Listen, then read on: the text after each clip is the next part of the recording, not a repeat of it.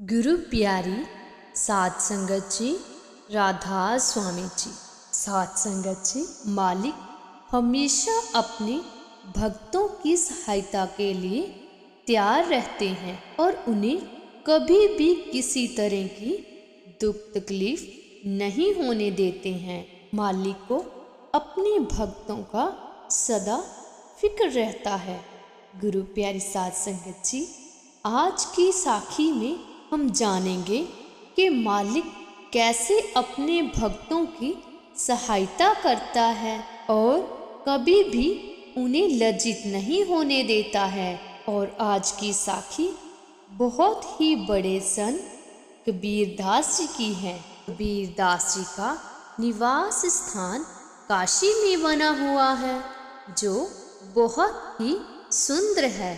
कबीर दास जी इस संसारिक जीवन में तो बहुत गरीब थे, लेकिन उनके पास अंदर की बहुत बड़ी रूहानियत दौलत थी, जिसका कभी नाश नहीं होता है। संसारिक दौलत तो कभी आती है तो कभी चली जाती है, लेकिन जिसके पास अंदर की रूहानी दौलत हो, उसे कभी भी किसी चीज की कमी नहीं होती और वो तन मन से निर्मल होते हैं।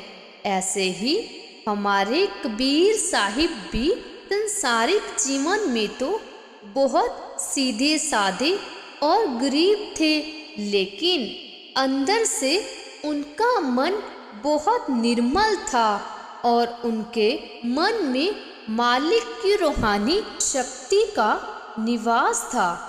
इसलिए कबीर साहिब बहुत बड़े संत थे और वो सभी को यही उपदेश देते थे कि मनुष्य को अपने अंदर ही परमात्मा की खोज करनी चाहिए। उनका मानना था कि बाहर मंदिरों मस्जिदों में जाकर गंगा स्नान करने से और रीति रिवाजों से मालिक नहीं मिलता है। मालिक की खोज अंदर से होती है। वो सभी को सच्चा ज्ञान कराते थे। इसलिए उस समय जो पंडित और मौलवी हुआ करते थे, वो कबीर साहिब से नफरत करते थे, क्योंकि कबीर साहिब का नाम दूर दूर तक फैल गया था, क्योंकि उन्होंने लोगों को सही रास्ते पर चलने के लिए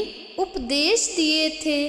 इसलिए मौलवियों और पंडितों को कबीर साहिब से घिन आती थी कि इसका नाम इतनी दूर दूर तक क्यों फैला हुआ है। उस टाइम क्या होता था कि जो निम्न वर्ग के लोग होते थे, उनको मंदिरों में पूजा नहीं करने दी जाती थी और उन्हें गंगा स्नान भी नहीं करने दिया जाता था। पंडितों का मानना था कि इससे गंगा का जल मैला हो जाएगा, लेकिन ऐसी बात नहीं होती। असल में सारे जीव उस मालिक के बनाए हुए हैं, सभी मालिक के जीव हैं। उस समय भेदभाव काफी हुआ करता था। पंडितों को ऊंचा दर्जा दिया जाता था, लेकिन लोग तो सच्चा आचरण देखते हैं, सच्चा ज्ञान देखते हैं। जिसके पास वो हो, लोग उन्हीं के पास ही जाते हैं। इसलिए सभी लोग कबीर साहिब के पास उसके सत्संग में आते और उनके उपदेश सुनते।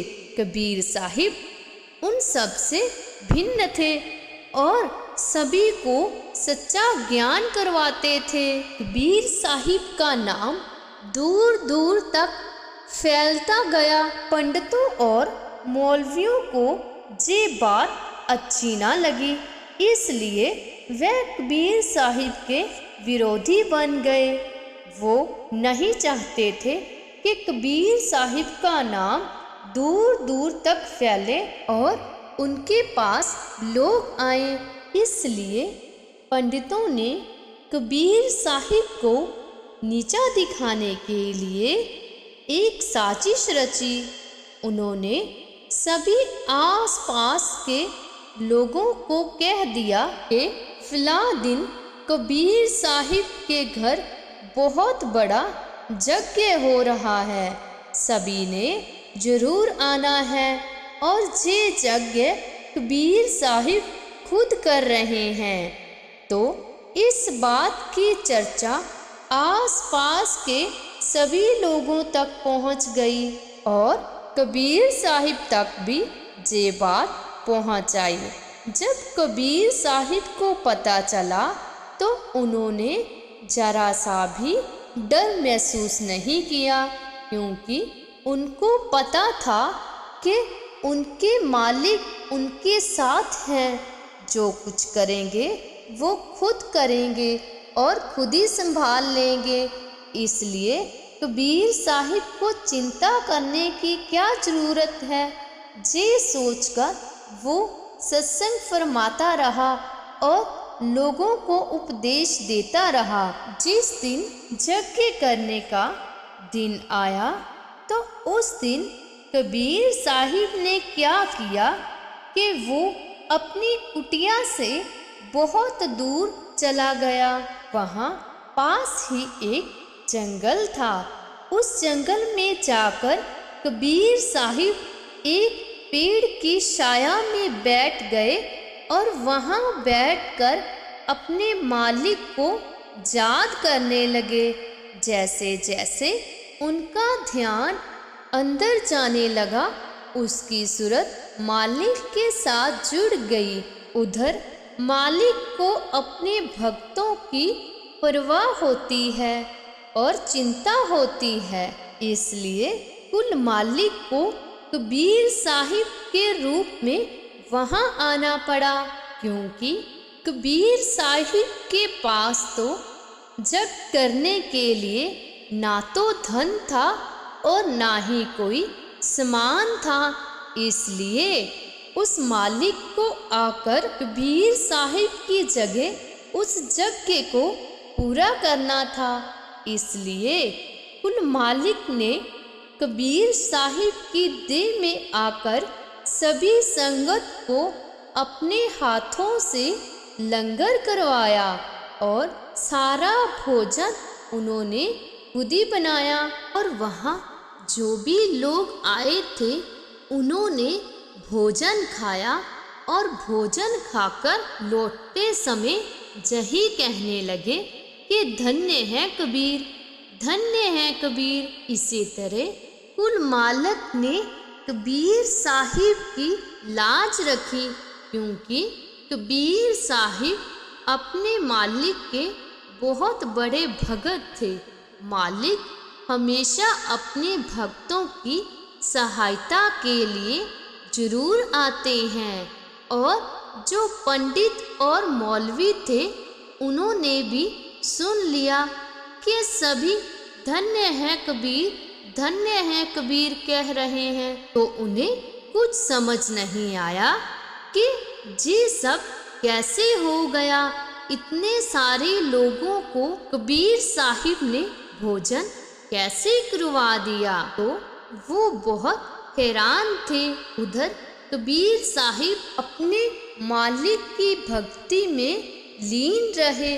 जब सांझ होने पर अंधेरा होने लगा तो कबीर साहिब वापिस घर पहुँचे और जब घर आए तो उनको सारी बात पता चली कि कैसे मालिक ने उनकी लाज रखी और उनका साथ दिया। कबीर साहिब बहुत खुश हुए और खुशी में वो कहने लगे कि मालिक तुम्हारा शुक्र है। वो कहते हैं ना मैंने कुछ किया और ना ही मैं कुछ कर सका, ना ही मैं करने जोग था। जो कुछ भी किया है मेरे साहिब ने किया है। इसीलिए कहते हैं कि हमें अपने मालिक को हमेशा याद रखना चाहिए, क्योंकि वो हमेशा हमारे अंग संग हमारे सहाय होता है। जैसे कुल मालिक ने कबीर साहिब की लाश रखी, वैसे ही वो हम सब का ध्यान रखते हैं। इसलिए हमें भी अपने मालिक को याद करना चाहिए और उन्हें भूलना नहीं चाहिए। उन्होंने हमें जी मनुष्य जन्म दिया है, इतना सुंदर जीवन दिया है, जिन्हें हम व्यर्थ ही गवा रहे हैं। इसे हम हड्डियों और मांस का ढांचा ही समझी बैठे हैं, लेकिन हमारा शरीर मालिक का मंदिर है। मालिक ने रहने के लिए खुद का घर बनाया है। ये शरीर हड्डियों का ढांचा नहीं है, बल्कि यह शरीर हमें अपने मालिक के साथ मिलने के लिए मिला है। हमें मनुष्य जन्म बहुत किस्मत से मिला है। ये मनुष्य जन्म बहुत मूल्यवान है, जिसका मूल हम कभी नहीं चुका सकते हैं। हमें अपने मनुष्य जीवन को अपने मालिक के साथ जोड़ना चाहिए और उन्हें कभी नहीं भूलना चाहिए। गुरु प्यारी साध संगत जी, मालिक हमेशा हमारी सहायता करते हैं। कुल मालिक कभी भी अपने शिष्य को तकलीफ में नहीं देख सकता है, इसलिए वो उसकी सहायता के लिए सदा तैयार रहता है। इसलिए हमें भी मालिक का धन्यवाद करना चाहिए, मालिक का शुक्राना करना चाहिए, क्योंकि उन्होंने हमें अमूल्य मनुष्य जीवन दिया है, जिसका हमें लाभ उठाना चाहिए, ना कि विषयों विकारों में लगकर अपने जीवन को समाप्त करना चाहिए। अपने जीवन को मालिक की तरफ जोड़ना चाहिए और ऐसी ही साखियाँ सुनते रहना चाहिए। गुरु प्यारी साध संगत जी, अगर आप हमारे चैनल पर नए हैं तो चैनल को सब्सक्राइब जरूर कर लेना, क्योंकि हम रोजाना ही ऐसी साखियाँ और वीडियोस डालते रहते हैं। ऐसी साखियाँ और शब्दों का आनंद लेने के लिए आप इस चैनल को लाइक, शेयर और सब्सक्राइब जरूर करें। गुरु प्यारी साध संगत जी, राधा स्वामी जी।